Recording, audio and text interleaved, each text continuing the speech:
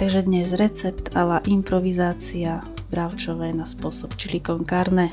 Tu máme ingrediencie: bravčové mäsko nakrájené na kocky, zmes na špagety, konzervu kukurice. No a tu si už to takto všetko pripravujem. Zatiahnem cibulku, pridám mäsko, prascu, moju obľúbenú mletú červenú papriku z Maďarska a pekne to orestujem. Pridám ešte 3 strúčiky cesnaku.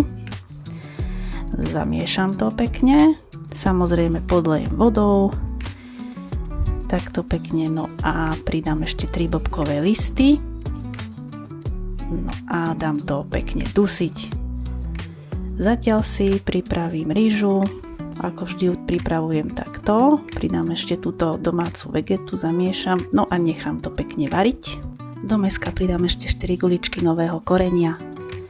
No a keď je to takto pekne udusené, po cca pol hodinke skontrolujem teda, či je mäsko mäkké a samozrejme aj rýžu, táto už je hotová. Tak pridám do mäska túto zmes na špagety, je bez éčok, podotýkam.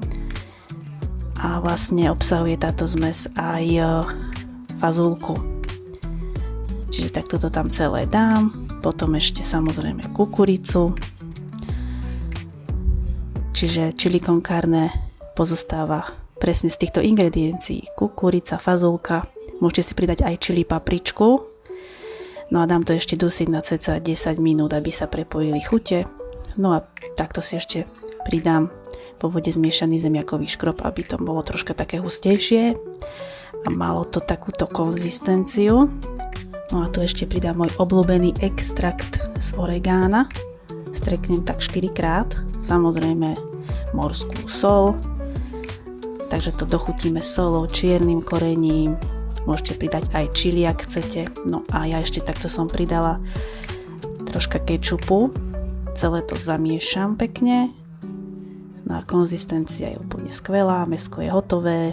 Tí, ktorí obľúbujete fazulu, tak si môžete dať extra konzervy fazula naviac. No a takto to vyzerá na tanieri, hotové, naservírované.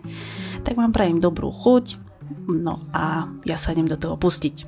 Tak majte sa krásne a čus!